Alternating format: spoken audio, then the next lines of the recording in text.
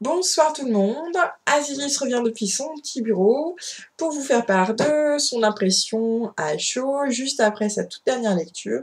Donc le tome 1 de la saga Les Bannis et les Proscrits, donc qui s'intitule Le Feu de la Sorcière, écrit par James Clemens, édité à l'heure actuelle chez Milady. Donc une impression... Oh, j'ai l'impression d'être dans le jet lag là en fait, de revenir d'un pays imaginaire magique, fantastique, mystérieux et en même temps maléfique.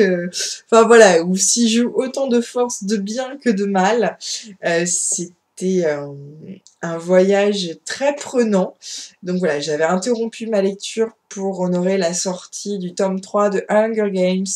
Et donc voilà, ça a été pas forcément simple de revenir à la lecture après, mais voilà, ça s'est fait quand même.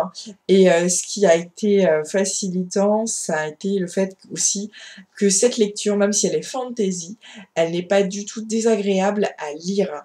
Le point fort, à mon sens, de cette saga, c'est l'ambiance. L'ambiance est magique, l'ambiance vous transporte. Alors ça passe certes par des descriptions, mais que j'ai pas vécu ou ressenti comme étant lourde ou comme m'empêchant d'avancer. J'ai trouvé ça, enfin voilà, j'étais en pleine découverte et j'avais envie d'aller un peu plus loin, même si je sentais que derrière, là, l'arbre ou le rocher ou la montagne, c'était bourré de dangers. Je me disais peut-être que quand même ça va être bien et tout, qu'il va s'y passer de nouvelles choses. Donc ouais, c'est un univers dans lequel j'ai apprécié avancer, découvrir.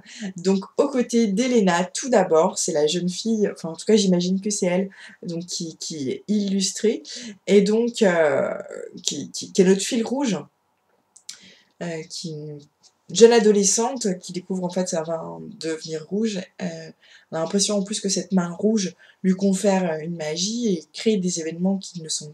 Mais en fait, voilà, les impressions d'Elena sont, au tout début, sont assez confuses et on n'a pas d'explication à tout ça, à cette main rouge, à cette magie, à ces choses qui se déclenchent autour d'elle.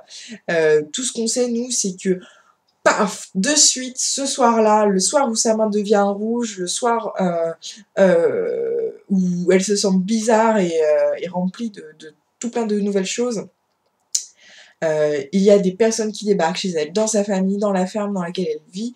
Paf, ça tue ses parents, les gens cherchent à l'emmener, elle fuit avec son frère. Et donc là, c'est parti pour une cavalcade. Paf, paf, paf, non-stop. Les événements s'enchaînent, les obstacles se mettent en place. Et donc, au tout début, c'est une petite cavalcade, une petite fuite entre Elena et son frère.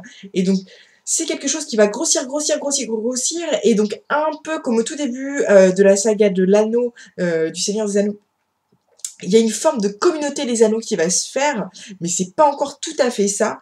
En fait, les bannis et les proscrits, il va y avoir on, on comprend ça au fur et à mesure de la lecture, mais un personnage symbolique des différents ouais, c'est ça, oui, des différents peuples du monde, de l'univers d'Elena, pour des raisons qui lui sont propres ou qui sont propres à ses tribus, vont vouloir s'approcher de cette nana, de cette jeune fille, de cette sorcière en émergence, en toute nouveauté. Ils vont vouloir l'approcher, elle les attire comme du miel. Et le truc qui est assez flippant, c'est que on découvre ces personnages de manière parallèle, paf, paf, paf, et en fait, on découvre, il y en a qui lui veulent du bien foncièrement, ou en tout cas qui, même s'ils savent pas qui elle est, ils vont vouloir la protéger, et puis il y en a d'autres qui vont vouloir la tuer. Et on se dit, mais comment tout ça va se boutiquer? Et moi j'ai bien cru que Elena elle allait jamais survivre les 500 pages, quoi. Je me suis dit, mais comment est-ce qu'ils ont fait un tome 2, un tome 3 et tout, et en plus qui reprend le titre de la sorcière. Elena, c'est pas possible, elle va se faire zigouiller coûte capoute, quoi. Parce qu'en plus, il y a des créatures assez monstrueuses, c'est dégueulasse, quoi. C'est clairement de la fantaisie pour adultes. Là, on n'est pas chez le petit pousset. On est dans un univers du dément. C'est démentiel. C'est monstrueusement génial. Euh, les... Je vous parlais de l'ambiance magique. Là où ça en rajoute une couche, c'est que chaque personnage des peuples qui vont s'approcher comme ça, d'Elena, qui vont... Et finalement, enfin... Ah, faut pas que je vous dise tout ça, mais... James Clemens est très doué.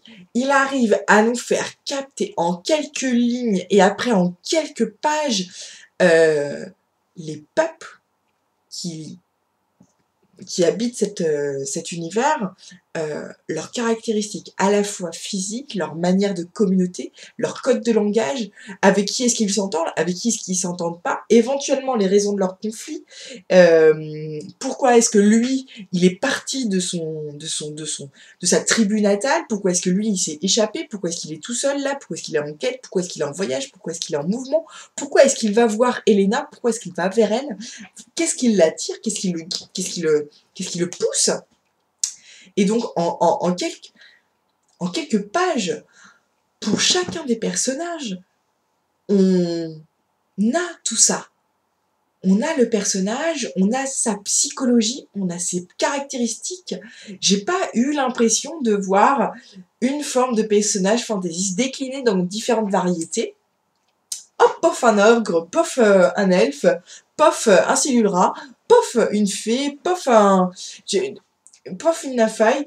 Non, non, non, non, j'ai vraiment senti, palpé, touché différents peuples, différentes affinités, différentes manières pour eux de se matérialiser, de se concrétiser, des caractéristiques, des caractères qui leur sont propres. Et là, c'est purement savoureux. Moi, c'est ce qui m'a fait prendre mon pied dans le Seigneur des Anneaux. Ça a été ça a été les différents peuples, les nains, leur manière de se bouger, enfin voilà. Et qu'est-ce qui fait qu'ensemble, ils peuvent faire serment d'allégeance? Qu'est-ce qui peut faire qu'ensemble, ils peuvent se battre, avancer et tout ça? Et il faut que j'arrête parce que là, franchement, ça devient une vidéo qui est un peu longue et c'est, enfin, voilà, au bout d'un moment, on se déconcentre, on a envie de passer à autre chose et on a envie de zapper. Mais pour ça, si vous aimez ce type d'ambiance, si vous aimez ces caractéristiques, foncez. Si vous la connaissez pas, cette saga est faite pour vous. Sincèrement. C'est pas de la vente en stock. Ciao!